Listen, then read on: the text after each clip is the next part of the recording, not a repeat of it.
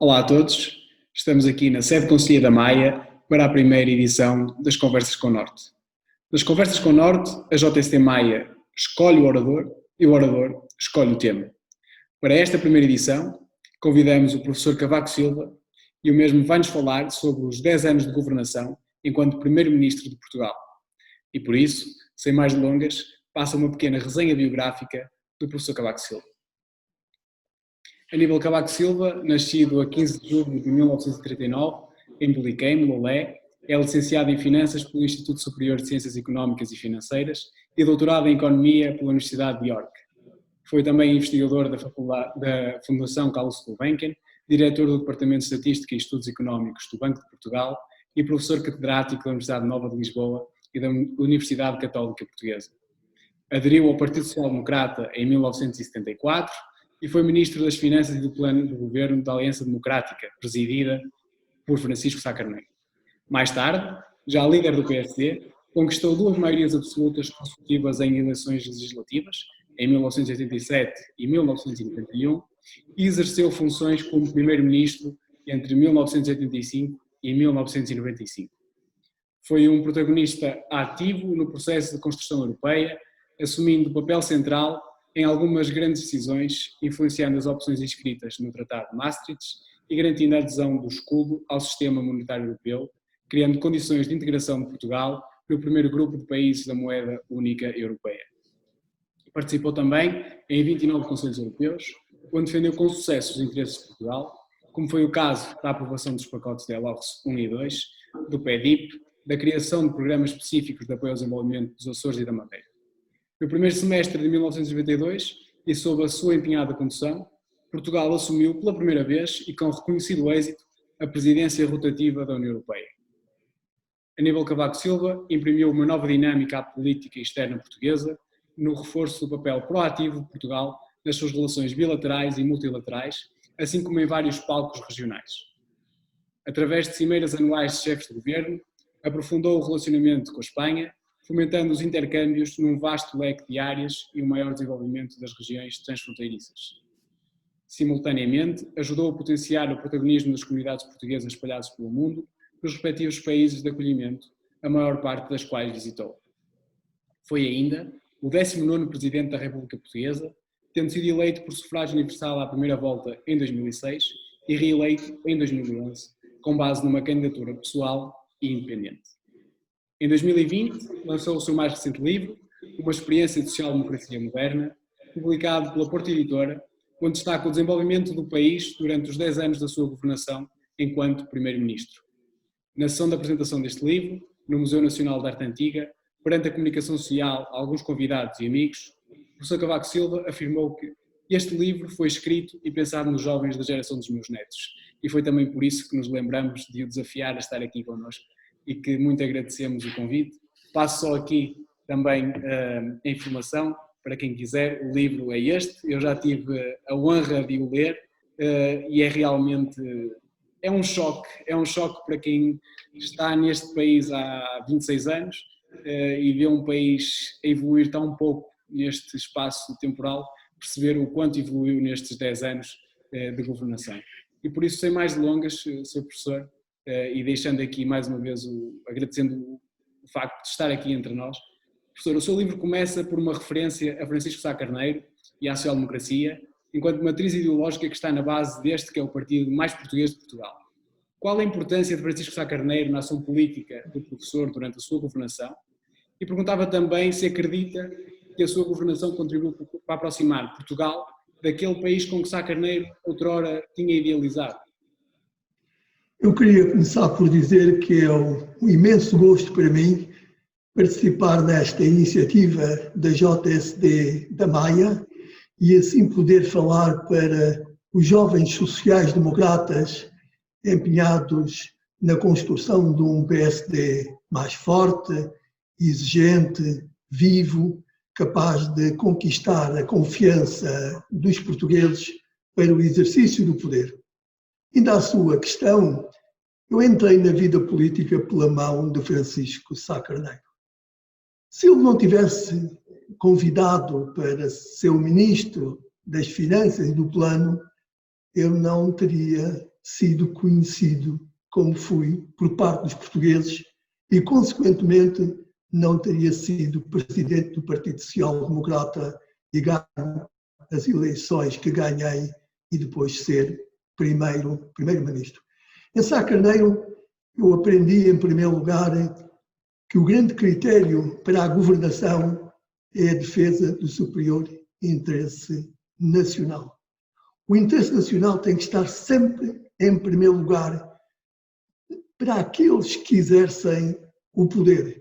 E foi também por Sá Carneiro que eu adotei a social-democracia como a linha orientadora dos governos a que presidi entre 1985 e 1995. Mas também com Sá Carneiro aprendi ensinamentos importantes para a condução do governo.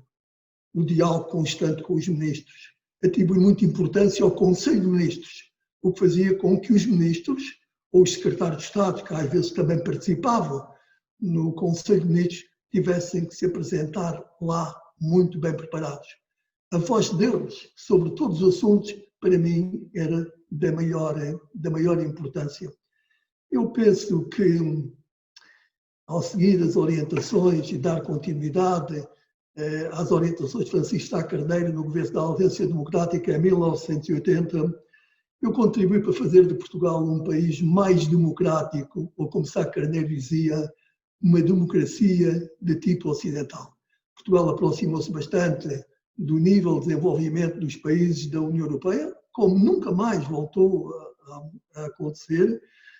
Portugal ganhou respeito na cena internacional e foi capaz de defender os seus interesses, como referiu na discussão do pacote LOR 1, LOR 2, no programa especial para a indústria portuguesa, o programa especial para o têxtil e o vestuário português e também para o programa de apoio às regiões ultraperiféricas dos Açores e da Madeira. As mudanças foram muito profundas nos mais variados setores e talvez nós, durante esta conversa, possamos falar, mas eu penso que segui e fiz o possível por seguir as linhas de orientação que Sá Carneiro tentou imprimir durante o ano 1980 e respeitando os princípios da social-democracia moderna que eu trato no livro Uma Experiência de Social-Democracia Moderna, no livro que acabei de publicar. Muito obrigado, professor. O Sr. Professor foi eleito pela primeira vez Primeiro-Ministro em 1985. E eu perguntava-lhe que país encontrou efetivamente em 1985, quando chegou a Primeiro-Ministro, e como foram estes 2 primeiros anos de governação, certamente que todos foram desafiantes, mas estes 2 muito desafiantes, até pelo desfecho que tiveram. Eu recebi um país em 1985 em que a economia estava em grande parte estatizada.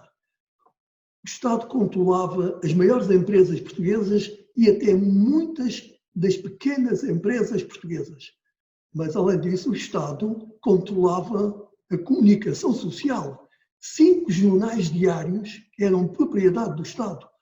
Um jornal desportivo era propriedade do Estado. A televisão só podia ser desempenhada por parte do Estado.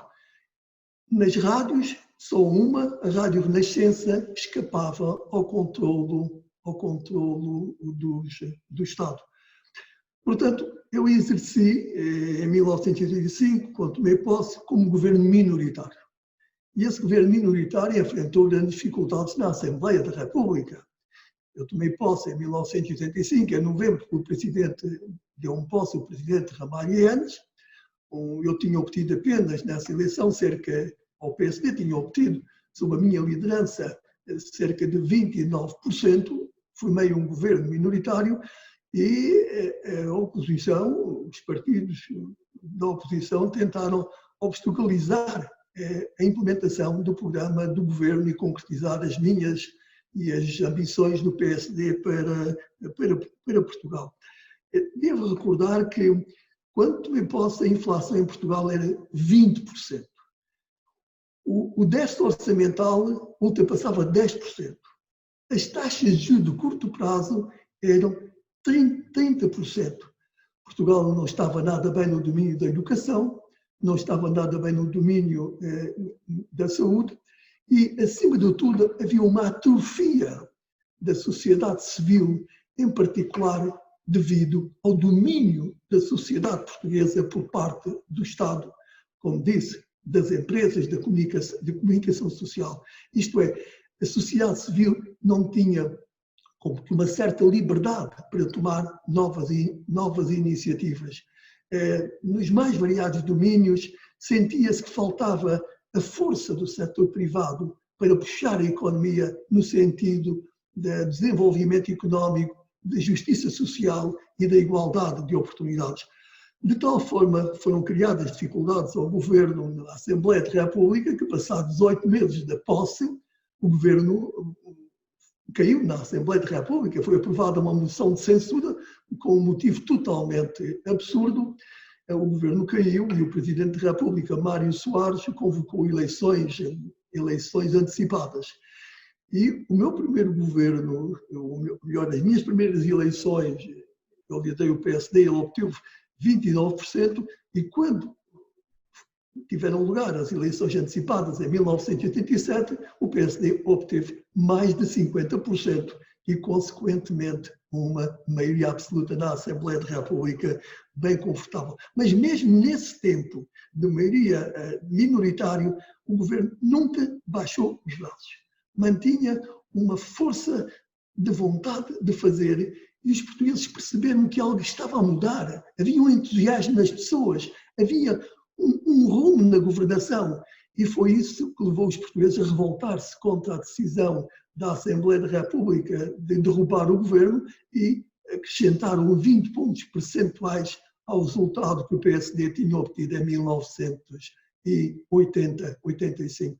Foi um tempo difícil, mas em que eu, como Primeiro-Ministro, e os ministros e o PSD também, nunca perdeu a energia lutando com toda a força para levar o país para a frente. Sem dúvida, e a resposta não podia ter sido mais positiva em 1987, com esses cerca de 20 pontos percentuais que lhe trouxeram a primeira das maiorias absolutas.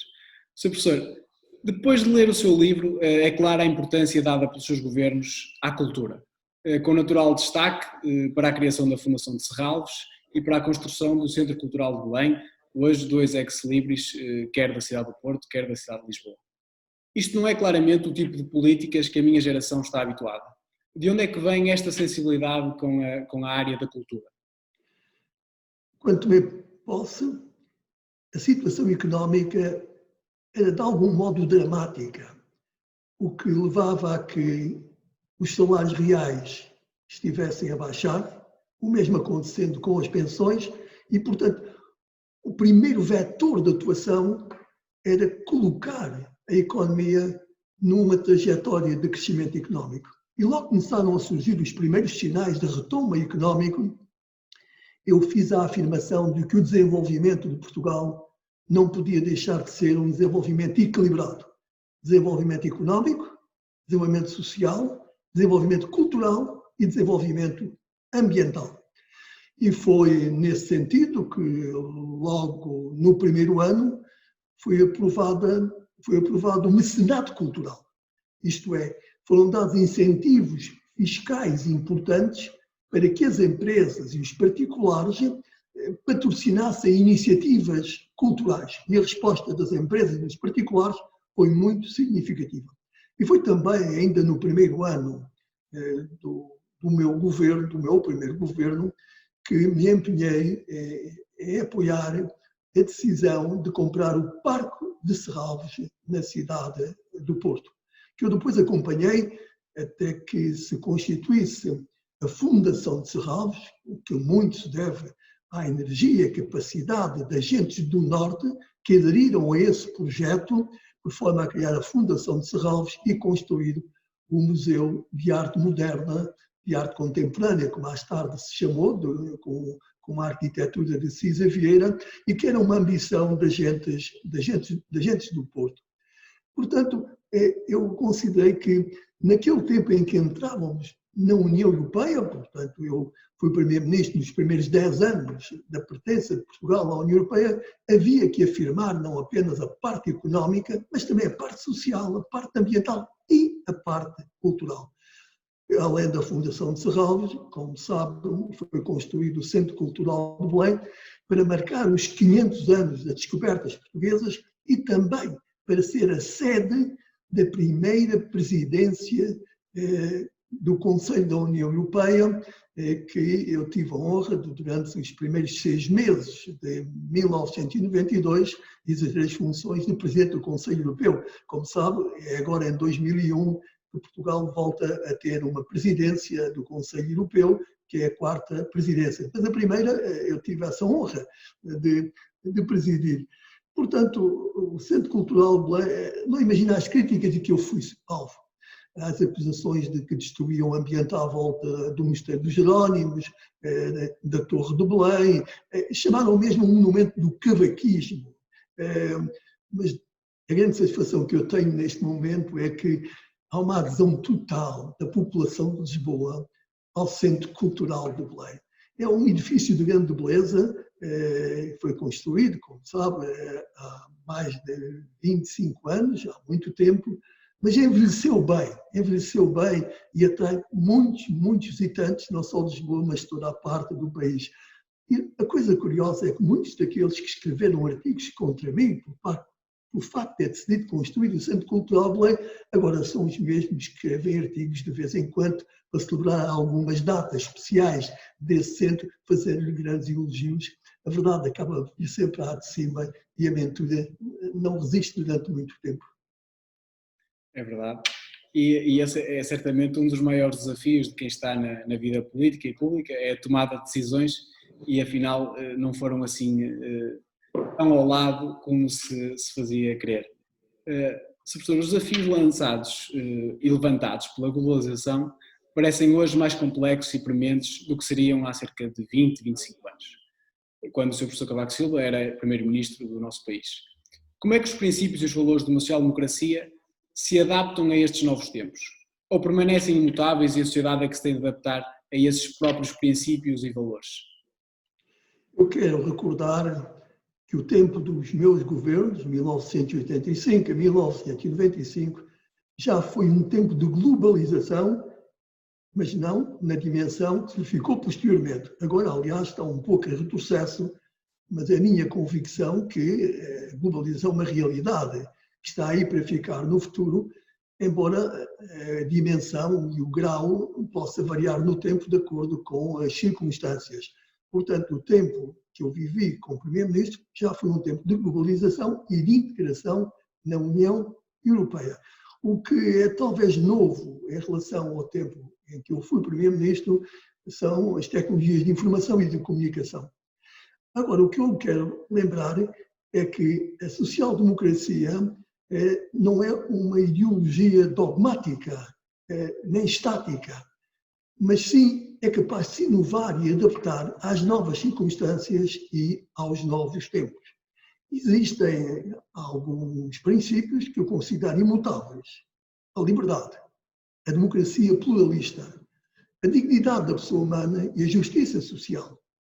Mas, como eu sublinho no livro sobre a experiência da social-democracia moderna que se viveu em Portugal, hoje a social-democracia atribui uma importância muito grande à igualdade de oportunidades, o acesso à cultura, à educação e à saúde, e considera que a livre iniciativa privada, a livre iniciativa dos indivíduos é um motor fundamental da prosperidade e do crescimento económico.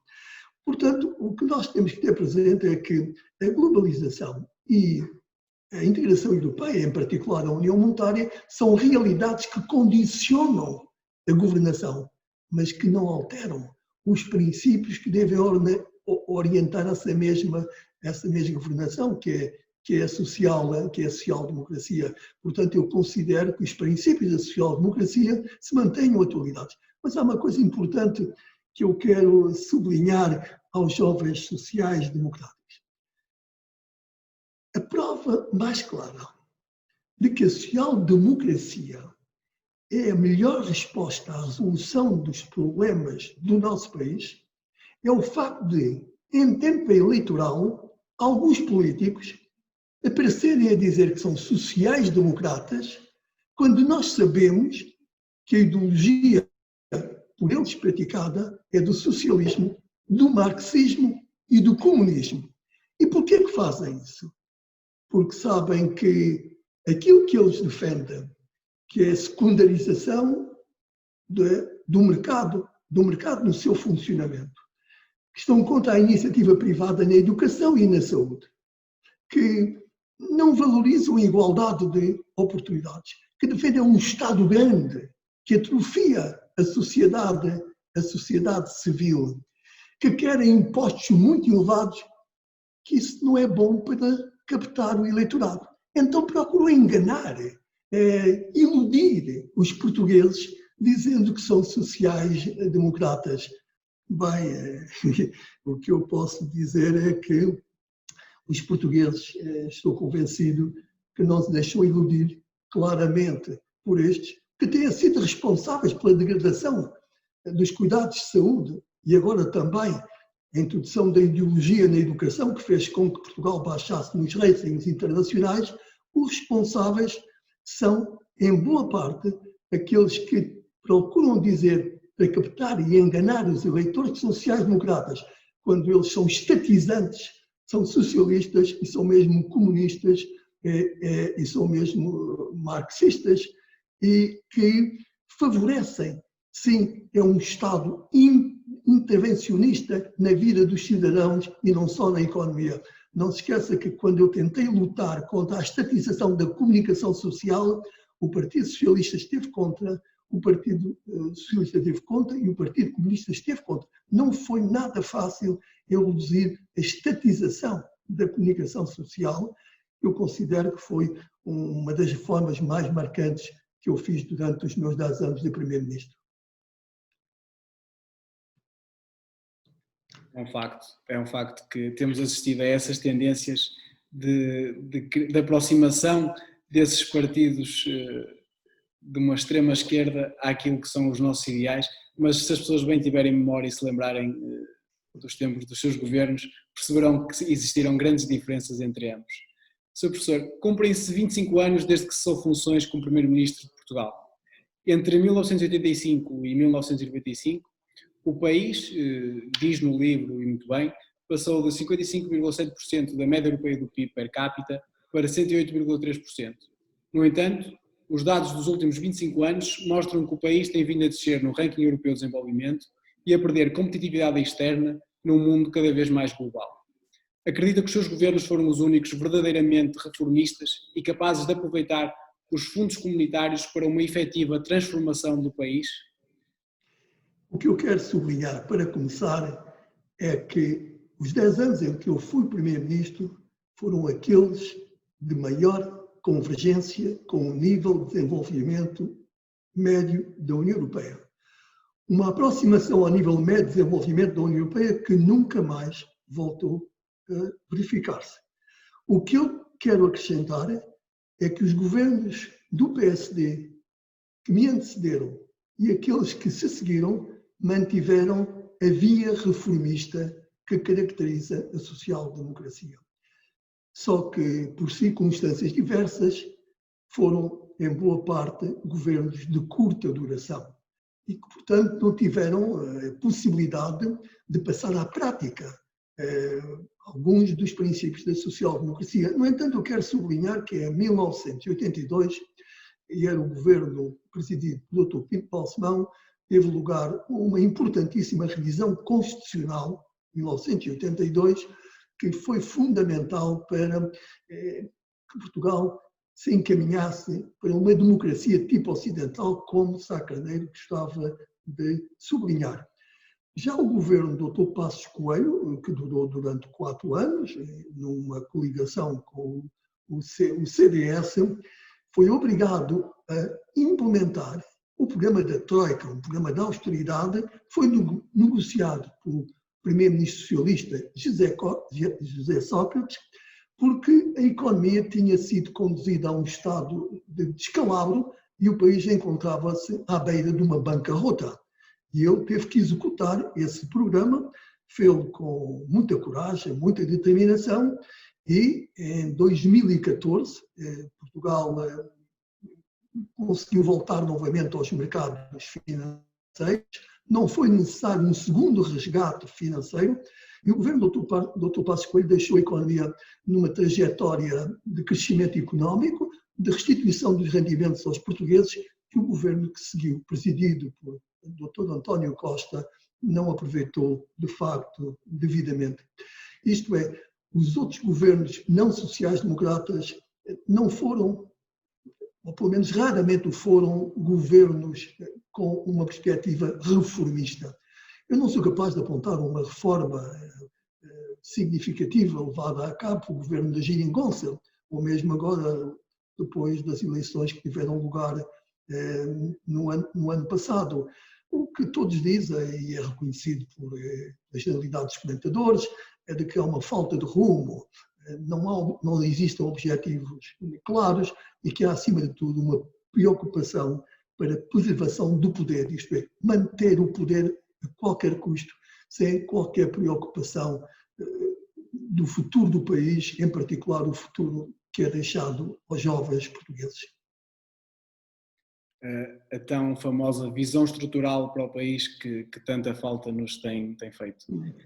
Das reformas que implementou em Portugal, enquanto Primeiro-Ministro, na opinião do professor, quais as que considera que tiveram um maior impacto e positivo, espera-se, na juventude e que ainda hoje perduram e são uma bandeira? Eu quero começar por sublinhar a reforma do sistema educativo. Ainda no meu governo minoritário foi aprovada a Lei de Bases do Sistema Educativo. Quando cheguei ao governo, de acordo com o CDE, a situação da educação em Portugal encontrava-se numa situação bastante negativa. E essa lei, que aprovou a extensão da escolaridade obrigatória de 6 para 9 anos, foi da maior importância. Trouxe os jovens portugueses à escola. Aumentou substancialmente a taxa de escolaridade. Porque quando eu cheguei, como sabe, a escolaridade obrigatória era apenas 6 anos.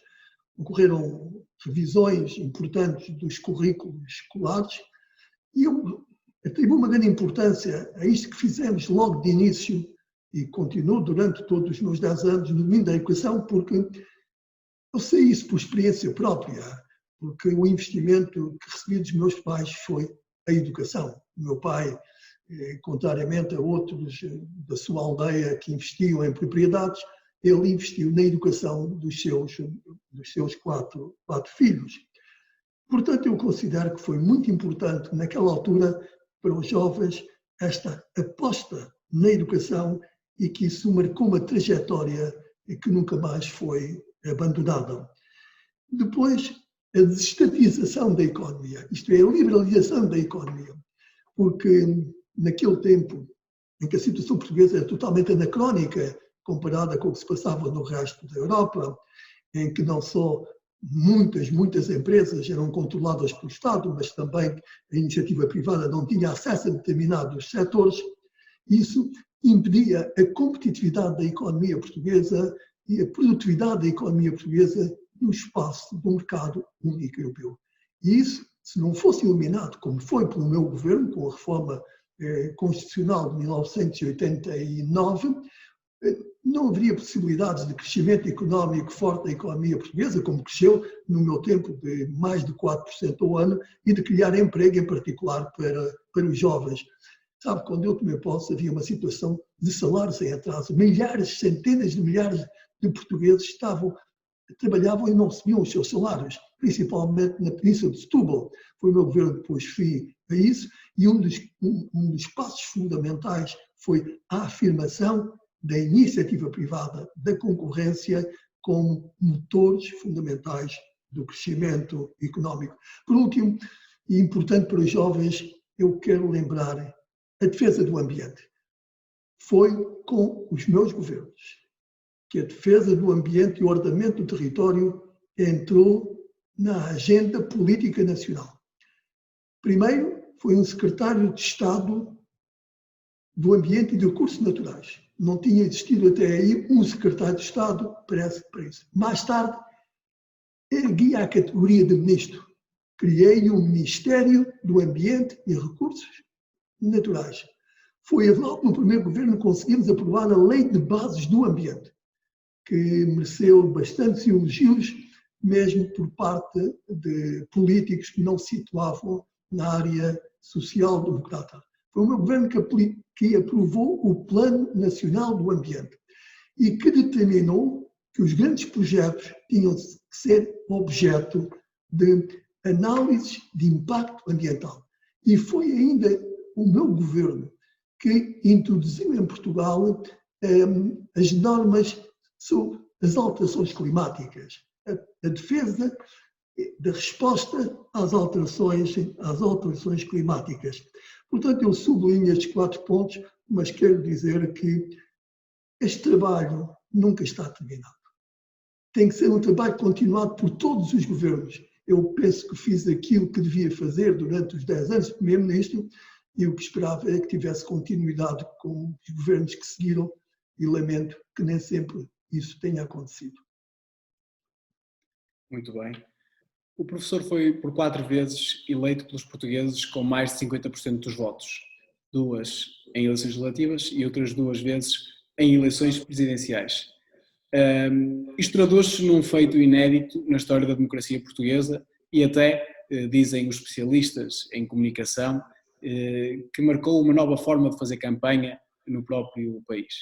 Como se estabelece uma relação de confiança desta magnitude com o eleitorado que permite um resultado ou 4 resultados destes, sendo eles de forma consecutiva? Eu penso que, em primeiro lugar, é fundamental cumprir as promessas feitas.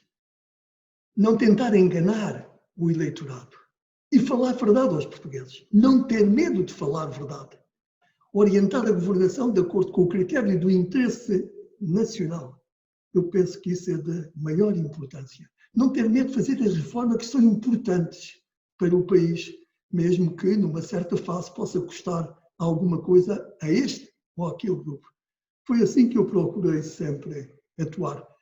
E repare, nunca, passados 2 ou 3 meses de governação, culpar o que não está bem no governo anterior.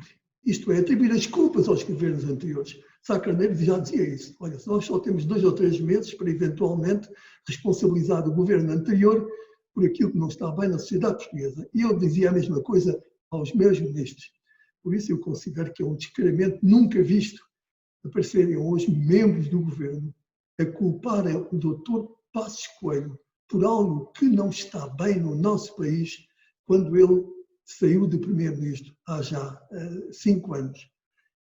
A defesa do interesse nacional tem que ser apercebida pelos cidadãos. E eu penso que foi isso que aconteceu com o meu governo e foi por isso que foi possível galvanizar o eleitorado, porque o eleitorado sentia que algo estava de facto a mudar e quem estava ali para prometer o que ia fazer, mas que depois iria de facto cumprir. Foi isso que justificou as 2 maiorias absolutas de primeiro 50, se não me engano, 50,2% em 1987 e depois de 4 anos de governação, quando os partidos da oposição diziam que ia ser derrotado, a percentagem aumentou mesmo, quer dizer, a segunda maioria foi ainda maior do que a primeira maioria. É verdade, ainda conseguiu ir ali adicionar uns pozinhos à primeira maioria. Foi verdade, uns pozinhos. Professor, estamos no fim. O professor Cavaco Silva faria hoje algo de forma significativamente diferente em relação a alguma das grandes decisões e opções que tomou ao longo dos seus 10 anos de governação do país? Sabe, eu costumo dizer que não sofro de frustrações e que me sinto muito bem com a minha vida, que sinto que fiz aquilo que devia fazer, que me sinto de consciência absolutamente tranquila com tudo o que fiz, sendo Ministro das Finanças do Plano, sendo Primeiro-Ministro e sendo Presidente da República. Não acumulei ressentimentos ao longo do tempo. Agora, o tempo que vivemos é um tempo diferente. Eu diria que faria as mesmas reformas se elas ainda não tivessem feitas, mas que as conduzia necessariamente de forma diferente.